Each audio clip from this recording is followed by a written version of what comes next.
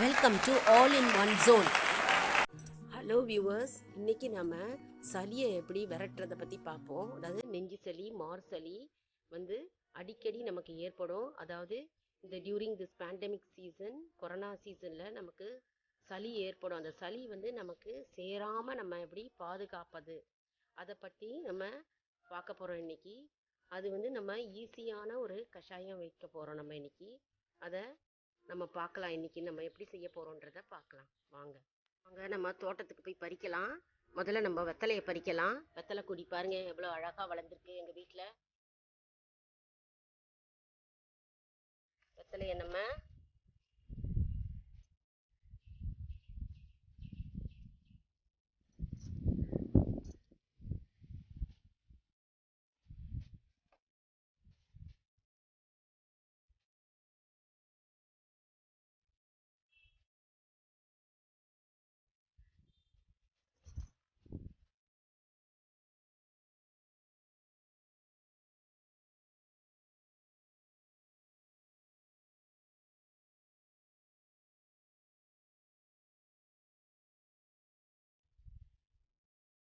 பாருங்க, 2 வெத்தலை தேவை. வெத்தலை பாருங்க எவ்வளவு கொடி, பாருங்க எவ்வளவு அழகா வளர்ந்துட்டு பாருங்க வீட்டுல. வாங்க அடுத்த மூலிகையை நம்ம பறிக்கலாம்.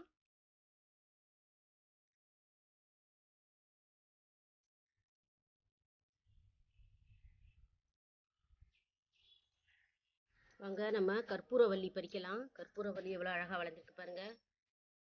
கற்பூரவல்லி பாருங்க, நம்ம கற்பூரவல்லி கஷாயத்துக்கு நம்ம பறிக்கலாம். பாருங்க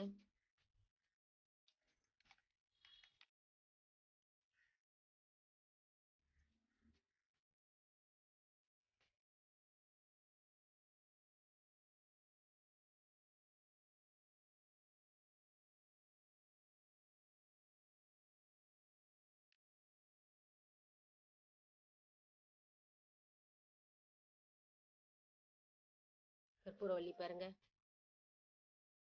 அடுத்து நம்ம துளசி பறிக்கலாம். வாங்க நம்ம துளசி இலையை போய் பறிக்கலாம். தோட்டத்துல வாங்க போலாம்.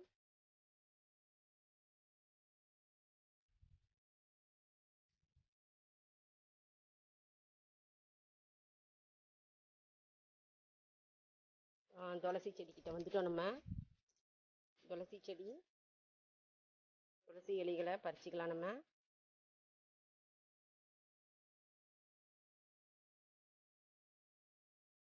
பக்கத்துலேயே எலுமிச்சம்பழம் மரம் வளருது எனக்கு. அதனால அது வந்து பக்கத்துல இடிச்சிட்டு இருக்கு. துளசி செடியோட இடிச்சிட்டு இருக்கு. நான் துளசி செடியை கட்டி வச்சிருக்கேன்.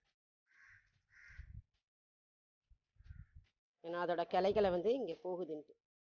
பாருங்க துளசி இலைகள்.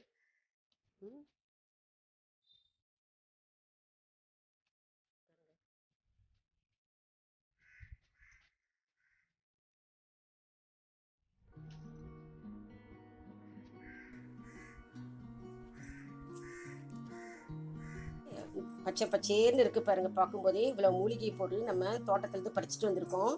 கற்பூரவல்லி பறிச்சுட்டு வந்திருக்கோம், துளசி பறிச்சுட்டு வந்திருக்கோம், வெத்தலை பறிச்சுட்டு வந்திருக்கோம், அப்புறம் வேப்பிலை பறிச்சுட்டு வந்திருக்கோம், அப்புறம் பூண்டு எடுத்து வச்சிருக்கேன், அப்புறம் இஞ்சி ஒரு துண்டு எடுத்து வச்சிருக்கேன், அப்புறம் 2 பிரியாணி இலை, பே லீஃப், பட்டை 2 இலை எடுத்து வச்சிருக்கேன், அப்புறம் சீரகம் 1 ஸ்பூனு, அப்புறம் மிளகு 1 ஸ்பூனு, ஏலக்காய் 2 எடுத்து வச்சிருக்கேன், அப்புறம் கிராம்பு 2 எடுத்து வச்சிருக்கேன், ஓமம் 1 ஸ்பூனு, அப்புறம் பெருஞ்சீரகம், ஓமம் 1 ஸ்பூனு, பெருஞ்சீரகம் 1 ஸ்பூனு, சோம்பு இதை எடுத்து வச்சிருக்கேன்.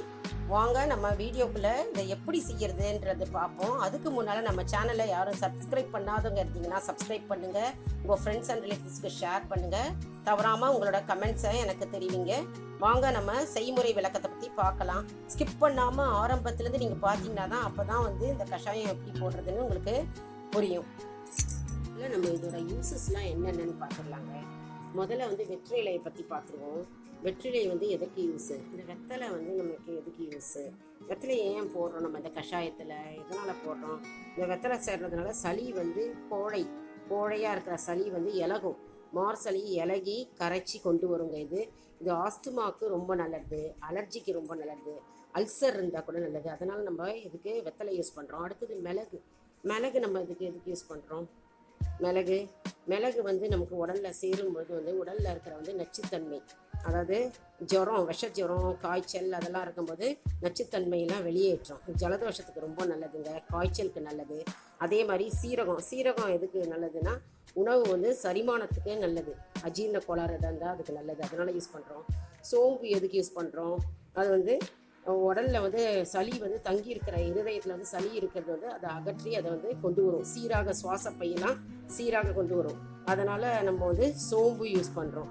இஞ்சி வந்து வாயு தொல்லைக்கு யூஸ் பண்ணுறோம். குமட்டல் அந்த மாதிரி சரிமான கோளாறுகள் இருக்கும்போது அதுக்கெல்லாம் வந்து இஞ்சி தேவைப்படுது. அதனால் இஞ்சி வந்து அதுக்கு யூஸ் பண்ணுறோம். வேறு எதுக்கு நம்ம வந்து வாய் கொப்பளிக்கலாம், அதாவது இஞ்சி வந்து எடுத்து வாய் கொப்பளிச்சிங்கன்னா கூட வாயில் இருக்கிற துர்நாற்றம் போகும், பல் வலி போகும் உங்களுக்கு. அப்புறம் உங்களுக்கு ஈஸியாக நிவாரணம் கிடைக்கும், எல்லாத்துலேருந்து வலிகள்லேருந்து நிவாரணம் கிடைக்கும். அடுத்து நீங்கள் வந்து இதை பார்த்தீங்கன்னா நீங்கள் துளசி இலை எதுக்கு யூஸ் பண்ணுறோம்? துளசி இலை வந்து ஆஸ்துமா இருக்கிறவங்க யூஸ் பண்ணலாம் துளசி இலை. அதே மாதிரி நமக்கு வந்து அதில் வந்து ஈஸியாக வந்து சளியிலேருந்து விடுபடலாம் துளசி இலை. அதே மாதிரி ஓமவல்லி இலை என்ற கற்பூரவல்லி வந்து ஓம இலை, ஓமவல்லின்னு சொல்லுவோம் நம்ம. கற்பூரவல்லி வந்து இலைகளை வந்து நீங்கள் சும்மாவே வெறுமன தினம் வந்து 5 இலைகளை போட்டு மென்று தின்னீங்கனாக்க உங்களுக்கு தொண்டையில் இருக்கிற வறட்சி, இருமல் அதெல்லாம் வந்து உடனே மறையும். அது வந்து ஒரு இருமல் மருந்துனே சொல்லலாம் ஓமவல்லி. ஸோ கற்பூரவல்லி அப்படின்னு சொல்லுவோம். அப்புறம் வேப்பிலை வந்து அது சிறந்த anti fungal and anti bacterial properties இருக்குங்க. அதில் வயத்தில் இருக்கிற புழு பூச்சி அதெல்லாம் எடுத்துடும். அப்புறம் அதில் வந்து பார்த்திங்கன்னா வந்து வேப்பிலையில் வந்து கிருமி, நம்ம தொண்டையில் இருக்கிற கிருமி, மூக்கில் இருக்கிற கிருமி, இது எல்லாமே வந்து அழிச்சிடும். ஸோ அதுக்கு உதவுதுங்க. அதனால் நம்ம வந்து இந்த வேப்பிலை யூஸ் பண்ணுறோம். இதெல்லாம் வந்து நோய் எதிர்ப்பு சக்திக்கு ரொம்ப உதவுது. ஸோ சருமத்தில் ஏதாவது அலர்ஜி இருந்தால் கூட இந்த வேப்பிலையை தடவினீங்க கூட அலர்ஜி எல்லாம் போயிடும். ஸோ வந்து பட்டை எதுக்கு யூஸ் பண்ணுறோம்? பட்டை வந்து சளி தொந்தரவு இருந்ததுன்னா, ஃப்ளூ ஜுரம் இருந்ததுன்னா அதுக்கெலாம் வந்து ரொம்பவே உதவுது. அதனால் பட்டை வந்து நமக்கு சுவாச கோளாறுகள் எதாவது இருந்தால் கூட நம்ம பட்டை யூஸ் பண்ணுறோம். பூண்டு வந்து சளி தொந்தரவு, சளியெல்லாம் இலக்கி அது கொண்டு வருங்க மலத்தில். ஸோ இந்த பொருள்லாம் எல்லாமே வந்து சளிக்கு உதவுகின்ற பொருள் தான் அதெல்லாம். ஸோ நம்ம 1 by 1 எடுத்து நம்ம தண்ணி வச்சு காய்ச்சி நம்ம கஷாயம் செய்ய போகிறோம். இந்த பூண்டும் இஞ்சியும் வந்து நம்ம வெறும்னா முதல்ல இடிச்சிட்டு அதில் போடலாம். அப்போ தான் நமக்கு கஷாயம் ஈஸியாக கிடைக்கும். வாங்க நம்ம கஷாயம் எப்படி செய்யறதுன்னு பார்ப்போம். வாங்க நம்ம முதல்ல இடிச்சிக்கலாம். இஞ்சியும் பூண்டும் 1 2 இடிச்சிக்கலாம் வாங்க.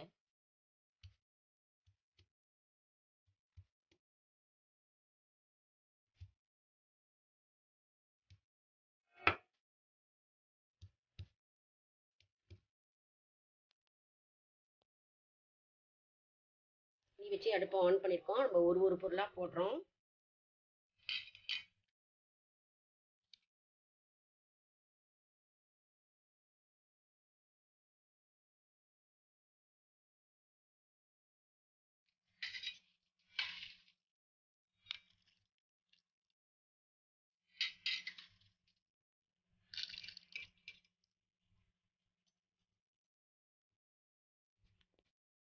நல்லா கொதிக்குது பாருங்க, கொதிக்கட்டும். எல்லாமா சேர்ந்து நம்ம 1/4 ஸ்பூன் மஞ்சத்தூள் போட்டுப்போம்.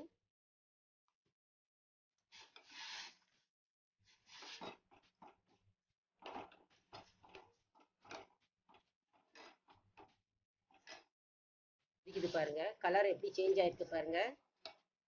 பச்சை இலையில இருக்கிற எசன்ஸ் எல்லாம் அதில் இறங்கியிருக்கு பாருங்க.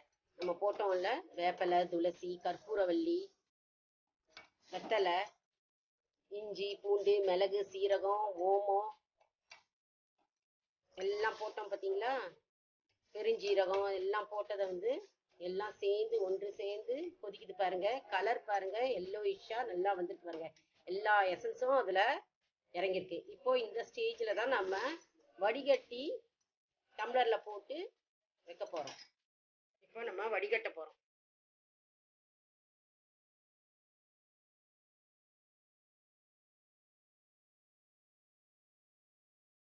பாருங்க, இது நம்ம டம்ளரில்